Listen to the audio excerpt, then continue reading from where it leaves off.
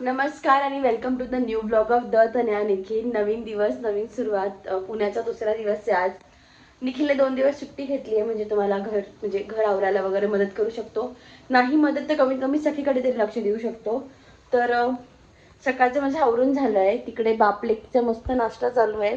सोमवारी कधी अंड्याकडे बघत नव्हतो आम्ही, बट पोरीमुळे आम्हाला ते शिजवावं लागलंय, तिला खाऊ पण घालावं लागलंय. ऍक्च्युली ती त्याचा नाश्ता खूप छान करते. बाकी आज खूप सारी कामं आहे, सो स्टे ट्यून. माझं घर ऑलमोस्ट झालंय. रात्री पण मी बऱ्यापैकी आवरून घेतलेलं आहे. तर आता फक्त मला किराणा वगैरे लावायचा आहे, थोडा आणायचा पण आहे. तर डीमार्ट आहे. पुन्हा आमचं इथे इथे मला देवघर वरती करायचं आहे आणि इथे एक ड्रेसिंग टेबल टाईप करायचं आहे. सोफा वगैरे बघायचा आहे. डोक्यात खूप काही गोष्टी आहेत, बघू आता कसं कसं काय काय मॅनेज होत आहे. तर आज दिवसभर मेन म्हणजे गिझर पण घ्यायचं आहे मला. तर आज दिवसभर नुसती फिरफिरे. So stay tuned. Cut to day 2. काल मी तुम्हाला सांगितलं होतं, एवढी मोठी लिस्ट सांगितली होती की आम्हाला इकडे जायचं आहे तिकडे जायचं आहे. बट काल जरा इमर्जन्सी आली. आमच्याच बिल्डिंगमध्ये निखिलचे मित्र असतात. त्यांचे पप्पा एक्सपायर झाले, तर मग दिवसभर तो हॉस्पिटलमध्ये होता. मी पण बराच वेळ तिकडे त्यांच्या घरी होती. त्यानंतर निखिल तिकडे गेला होता नगरला मुक्कामी. सगळं जे काही होतं त्या भाऊजींना घेऊन वगैरे. आणि मग मी घरात एकटी राहणं म्हणजे मला नाही सोयीस्कर वाटलं घरात सगळीला एकटं घेऊन राहणं, कारण हक्काचं जे घर होतं ते पण नाही आहे नव्हतं काल. सो मला निखिलने सोडलं होतं खराडीला आणि मी गेली होती माझ्या मैत्रिणीकडे स्वातीकडे.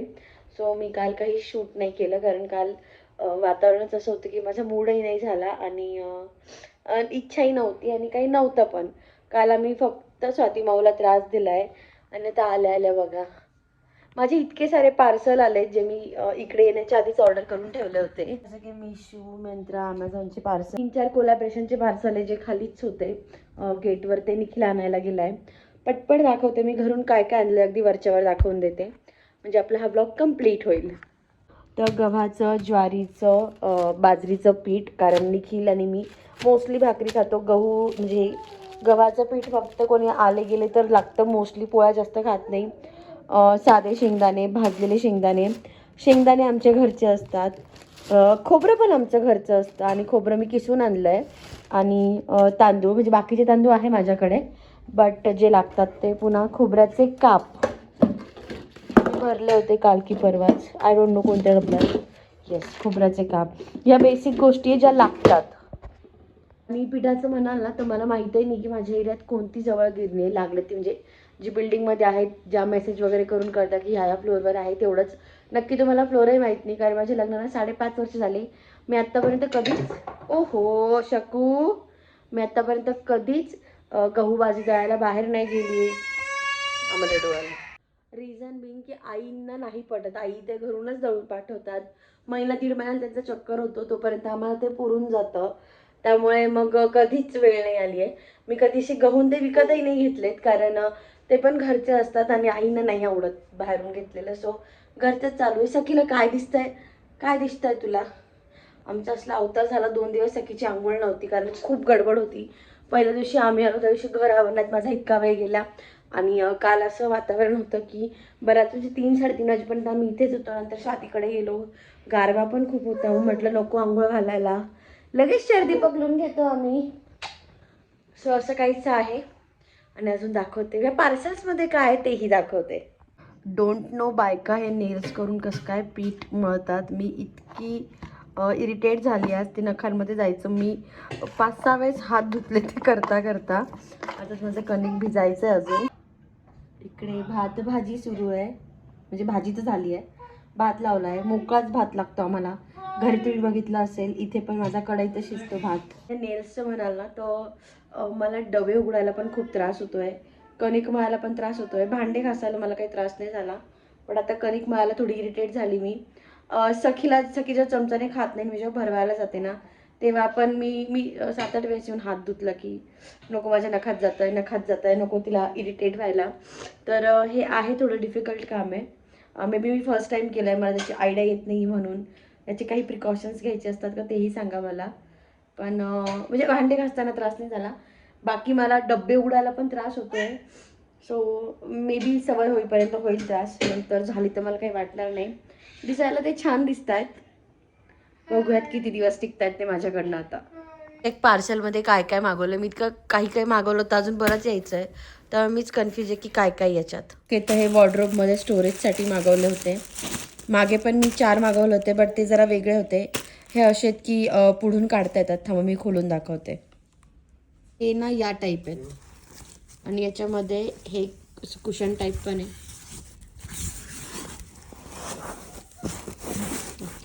तर मग समोरून आपण जे कपडे काढतो ना, म्हणजे ठेवू ना, ते इझिली काढता येतील. त्यासाठी वरचे कपडे काढायची गरज नाही.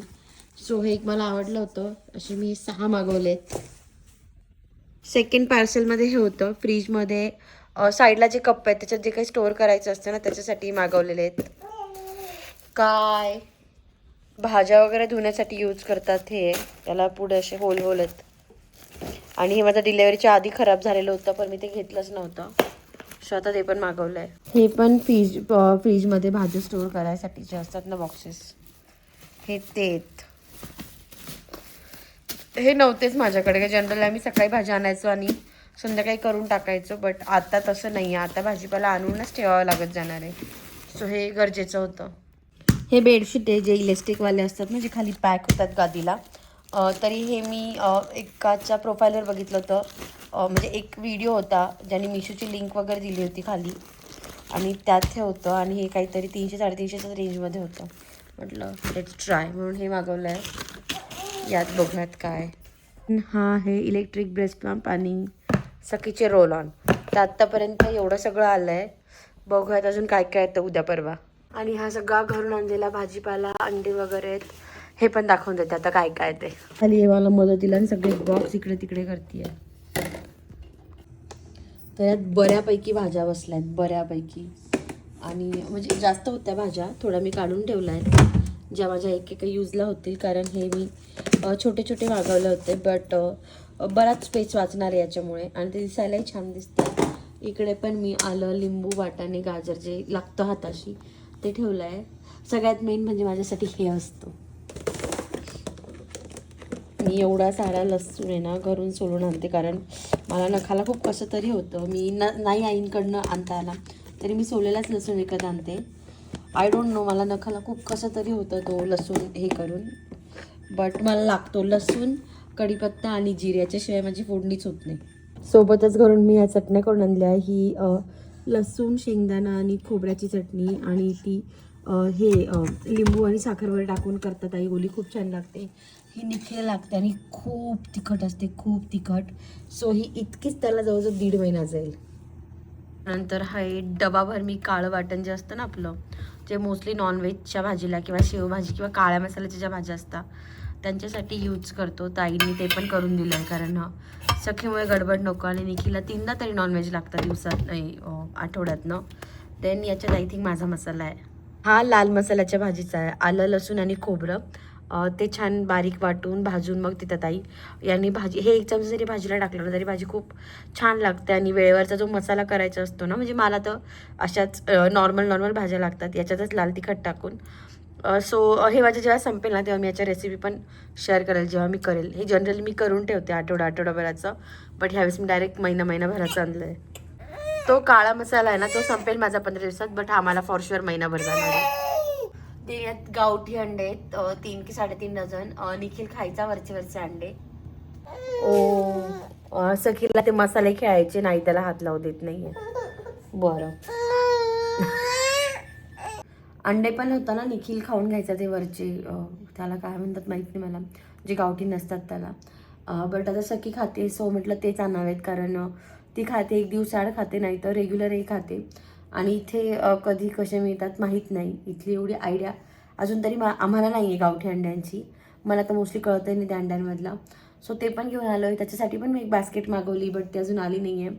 हे जे स्टोरेज बॉक्स मी मागवले होते हे चांगल्या क्वालिटीचे आलेत एकदम. सो मी आता हे अजून 6 किंवा 12 मागवेल, म्हणजे फ्रीजमध्ये अशी गडबड नाही होणार, सगळं नीट सुरळीत बसेल. ह्यावेळेस जरा मोठे मागवेल. हे आय थिंक पावशरचे होते तर अर्धा किलोचे असतात ना, ते मागवेल. सो निखिल तर झोपला आहे. जर तो उठला तर डीमार्टला जाऊन बाकीची शॉपिंग करू. आणि गीझर आणि फर्निचरचं बघता आलं तर बघूयात आज. So stay tune. ओके, तर हे बेडशीट आहे मिशोवरनं मागवलेलं. टाकल्यावर तर छान दिसतंय, धुतल्यावर काय होतं माहीत नाही. असं तरी कपडा चांगला वाटतोय.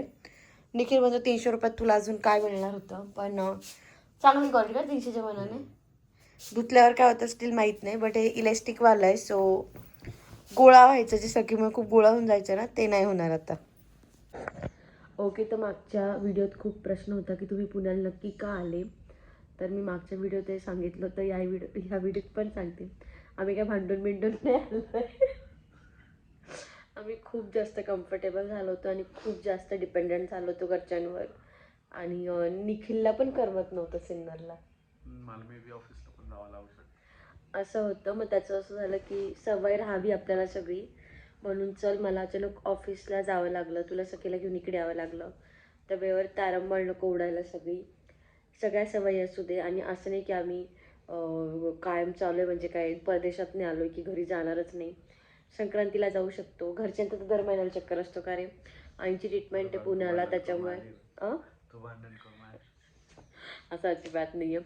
आईंचा दर महिन्याला इथे डॉक्टर आहेत, त्यांच्याकडे चक्कर असतो. त्यामुळे त्या पण येत राहतील. आम्हाला वाटलं तर आम्ही संक्रांतीला जाऊ शकतो किंवा 1.5-2 महिन्यांनी जाऊ शकतो. हा करमलं नाही नाही नाही असं उद्या बिद्याने जायचं लगेच. मला ते सामान पॅक अनपॅकचं संपली माझी.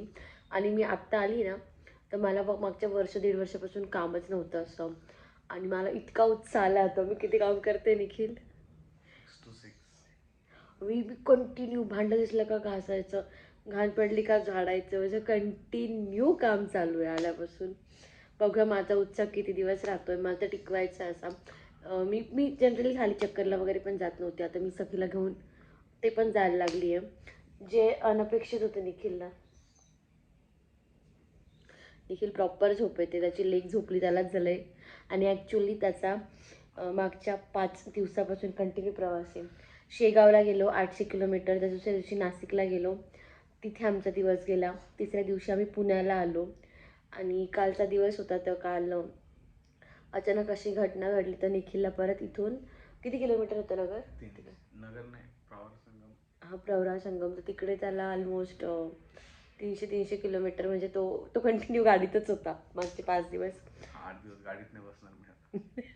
त्याला संध्याकाळ म्हटलं चलतो का रे डीमार्टला, थोडं घेऊन येऊ सामान, बेसिक तरी. इज लाईक की माझ्याशी बोलूच नको, मी गाडी सुरूच नाही करणार आता. त्यामुळे तो खाली पण नाही आला. तो आत्ता पण खूप झोपल्यासारखा झालेला आहे. एकदम डायरेक्ट असं पडलो ना. सो जर तुम्हाला आमचा व्हिडिओ आवडत असेल तर like, share and subscribe. Me try करेल डेली ब्लॉग पोस्ट करायचा. आय डोंट नो किती होईल, बट मलाच हे करायचं आहे. माझा उत्साह खूप आहे ना सध्या घरी आल्याचा. तर पुढचे 20 दिवस 31 डिसेंबरपर्यंत तरी मी ट्राय करेल की मी डेली ब्लॉग पोस्ट करेल रोज सकाळी 10-10:30च्या दरम्यान. सो स्टे ट्यून आणि असंच प्रेम देत राहा मला, निखिलला आणि माझ्या सखीला. बाय.